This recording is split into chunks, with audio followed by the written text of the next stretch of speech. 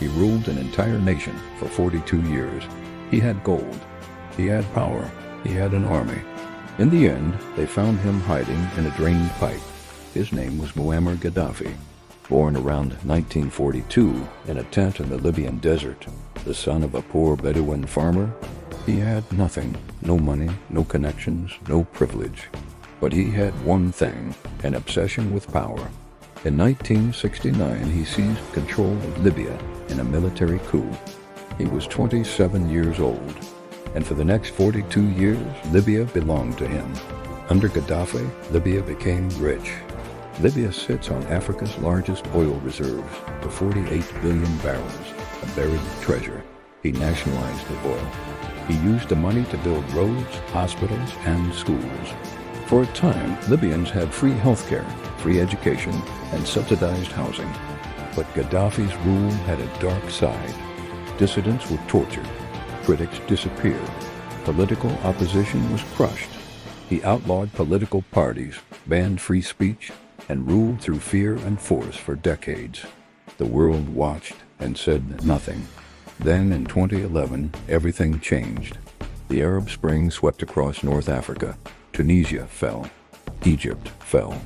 In February 2011, anti-Gaddafi demonstrations broke out in Benghazi. Gaddafi's response was brutal. He sent troops to massacre protesters in the streets. The world finally turned against him. NATO launched a military intervention. French warplanes and U.S. drones began striking Gaddafi's forces. Within months, his 42-year grip on power was collapsing. After the fall of Tripoli in August 2011, Gaddafi fled the capital with a small convoy to his hometown of Sirte. It was hunted. Every day the circle tightened. On the morning of October 20th, 2011, his convoy attempted a desperate escape from Sirte. A NATO drone and French warplanes struck the convoy, destroying vehicles and scattering survivors. Gaddafi ran. He hid in a drainage pipe on the side of a road. A drain pipe. The most powerful man in Libya, crouching in the dark, bleeding, alone. Rebel fighters dragged him out of the drainage pipe, beating him while he was dazed and bleeding profusely. Cell phone videos captured everything. The whole world watched. On October 20th, 2011, Muammar Gaddafi was tortured and killed. 42 years of power ended in a drain pipe.